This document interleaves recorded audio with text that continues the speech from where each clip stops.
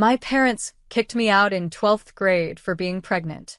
21 years later, they showed up uninvited to my doorstep. Let us see the child, Mom whispered, her eyes wet with fake remorse. Dad stood behind her, arms crossed, like a man doing me a favor. We just want to connect, he added. Family's family. I looked them up and down, and calmly opened the door. What they heard next turned their faces pale. A voice from inside called out. What child? What are you? My name is Cassidy Lennox, I'm 38. And, if you think you know how this ends, stay tuned. What happens when the ones who abandon you suddenly beg to be included in the ending they never earned? The air between us cracked with the weight of time. I could hear the microwave humming inside, the faint click of a teacup being set down. But their eyes were darting, trying to see past me, into a home that had been built without them. No photos of a child on the walls. No toys on the floor. No evidence of innocence. Just me, and the life I made from ash and silence. Dad cleared his throat. Mom looked down at her hands. They were waiting for a reunion. A tearful moment. Maybe even forgiveness. Instead, I stepped forward and said something I had rehearsed for 21 years, but never thought I'd get the chance to say aloud. You can't miss someone you chose not to know.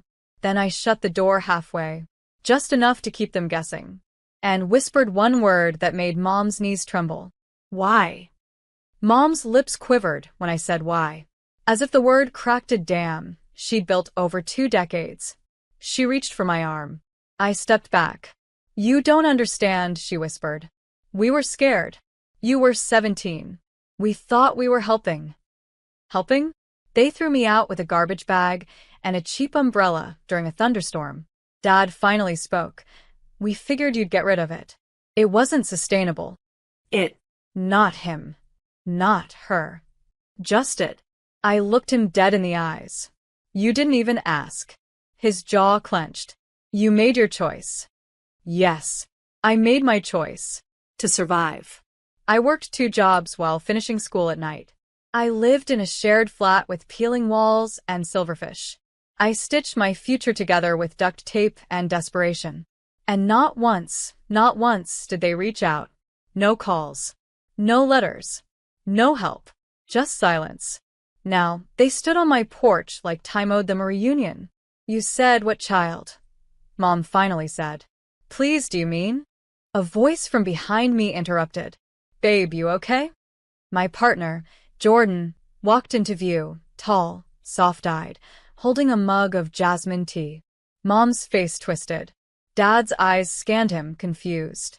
Then, understanding hit. There never was a child, I said quietly. Turns out, when you have no one, you learn to become everything you need. Dad stepped forward. Wait. So all these years. I nodded. All these years, you hated a daughter that never existed. You kicked out a girl for something that didn't happen.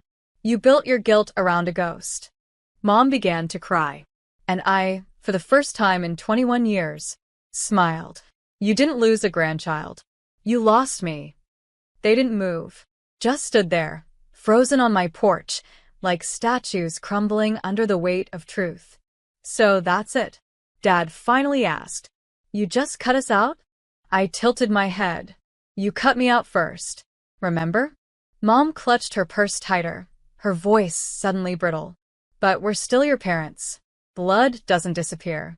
I stepped forward, letting the silence grow teeth. You're right, I said. Blood doesn't disappear, but wounds scar over when left untreated. Jordan stayed beside me, quiet, hand warm on my back. We thought we were doing what was best, Mom murmured. We thought you'd come back. I laughed. It slipped out like air after drowning. You expected me to come back? After being told I was a mistake? A shameful secret. They had once told my friends I went to boarding school. Told the neighbors I moved abroad. Told themselves I'd failed. But I didn't. I built the life without them. A home with no ghosts. A love with no conditions. You lost the right to see how strong I became, I whispered. You lost the right to be proud. Dad looked down. His voice cracked. We were wrong. I nodded. Yes. You were. Then I gently closed the door. Inside, Jordan wrapped me in silence, and we stood in the hallway, letting the moment settle. My phone buzzed. Unknown number. You're still our daughter. We still love you. I stared at it, then blocked it. Because love that abandons you isn't love. It's leverage. And I had finally learned to stop renting space to ghosts. The next morning, a letter was taped to my gate. No stamp, no return address. Just my name, written in the same shaky cursive Mom used when labeling my lunchbox in second grade. I opened it with steady hands. You're being cruel. Jordan didn't deserve to grow up without grandparents. We were trying to protect the family's reputation. Reputation. That word again. As if it were a crown they wore higher than love. You should have been grateful we even let you stay until 12th grade. 12 years old, and already counted as excess baggage. 17 and discarded like trash. I folded the letter neatly and fed it into the shredder. That afternoon, I went to the community center where I now worked as a counselor. Helped a scared teen girl apply for college behind her conservative parents' back. Walked an overwhelmed mother through her first therapy appointment. Held space for women trying to restart their lives with nothing but fire and willpower. And I realized something. I wasn't just the girl they kicked out. I was a soft place for others to land. I was what I needed back then. That evening, I stood outside and watched the wind dance with the autumn leaves. Jordan came home from her evening class, smiling. I got the internship. I hugged her tight, whispering, "You did this. You did it all." She looked at me. "Because you taught me how to fight without hate." That night, I got another message. From my aunt, "Your parents want to make amends." I replied with a single sentence.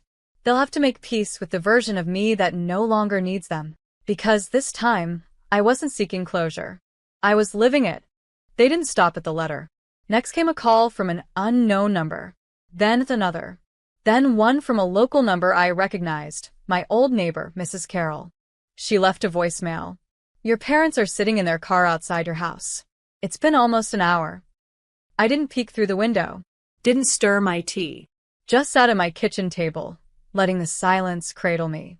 They were waiting for the girl they left behind. But I no longer owed them that version of me. Still, curiosity curled at the edges of me like smoke. I stepped out hours later, and they were gone. But there, on my porch, was a photo album. Our family, all the pictures carefully arranged. But I wasn't in most of them.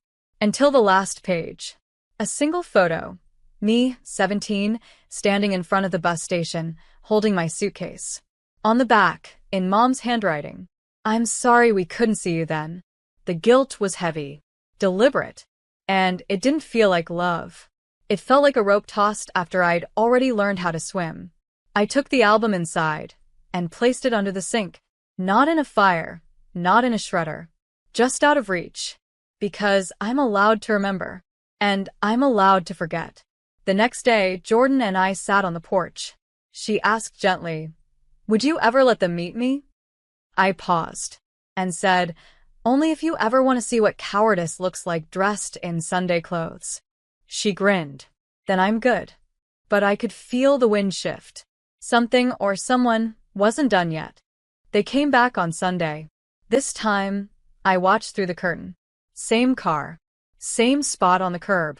Dad leaned against the hood like it still gave him authority. Mom clutched something to her chest. A dish, maybe. Pie? Bribery baked into crust? I didn't open the door. I opened the app connected to their utilities. 1 overdue notice. Then 2. The third was for the home insurance. I'd paid it monthly for years. With a swipe, I ended it. At 3:47 p.m., my phone buzzed. "Mom, we're here. Please come out." And Mom, "We brought something for Jordan." "Mom, you don't have to forgive us. Just let us talk." I almost did. But then I remembered the voicemail from Jordan's 4th birthday. "We're sorry we can't make it. Things are tight right now. Maybe next year. And the next year. And the next." I opened the door slowly. Not to let them in, but to let the moment hang. Their faces lit up. then froze. Because I wasn't alone. Jordan stood behind me, holding the envelope they'd left. She extended it out, arms steady. You forgot this. Mom reached forward, but Jordan pulled it back. It's not needed, she said softly. We're okay without you. Dad blinked. We're just trying to. I know. I cut in. You're trying to feel better. Not make things right. They left the pie on the steps. That night, I threw it out, still in the dish. Some things you don't unwrap. And some apologies spoil faster than others. But the cracks were starting to show in their world now. And one more push was coming. I didn't hear from them for 3 weeks. Then a knock. I peeked through the peephole. Mom was sobbing, mascara smudged down her cheeks. Dad stood stiff beside her, holding a folder like a shield. I opened the door halfway. This isn't about guilt, she began. It never is with you, I said quietly. Dad cleared his throat. Your sister's wedding is off. She said we're too toxic to be around her new in-laws. I almost laughed. Shocking. He pushed the folder toward me. It's the house. We're losing it. We thought we had more time. But the payments that I used to cover, I finished. They looked up at me with hollow eyes. 2 people who built a home on one daughter's back and set fire to the bridge behind her. We thought if you came home, helped just this once. Jordan walked into the hallway, rubbing sleep from her eyes. She didn't ask who they were. She didn't need to. I stepped forward, holding the folder in one hand, my daughter's hand in the other. You asked me to grow up fast, I whispered. To survive without you. I did. So now you do the same. Mom opened her mouth to beg again, but I closed the door. Later, I slid the folder into the trash. Didn't even read it. Some documents only exist to make you feel responsible for the people who hurt you. I owed them nothing. Not a signature. Not a single cent. Just silence. But I wasn't done yet. Because there was one final message they hadn't seen yet, and I'd scheduled it for sunrise. At 6:55 a.m., the sun poured across the windows of their crumbling porch.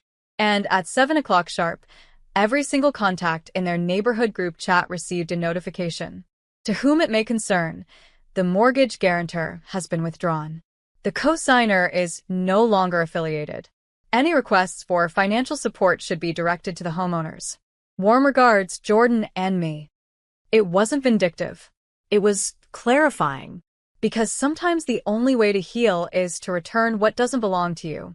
Like misplaced guilt. Like forced responsibility. Jordan sat beside me on the couch, legs crossed, reading a book on her own birthday. Do you think they'll come again? She asked softly. I looked at her, brighter than the house I grew up in. Wiser than I had been at that age. No, I said. They only show up when they need something. She nodded, brushing crumbs off the couch. I'm glad they didn't come today. Me too. Because birthdays weren't about balloons or noise. They were about being seen. And this time Jordan was fully. I'd ordered a cake, her favorite, lemon with lavender icing. I even got the name spelled right. And as we sliced it together, I realized I didn't miss them. Not their apologies, their excuses, their silence. I only missed who I wished they had been. But that version of them? It never existed. And I no longer needed to perform grief for the absence of a fantasy. I lit the candles. Jordan made a wish. And for once, I did too. A small one. For peace. For truth. For never shrinking again, just to be tolerated. And in that moment, I felt the first breath of freedom I hadn't tasted in years.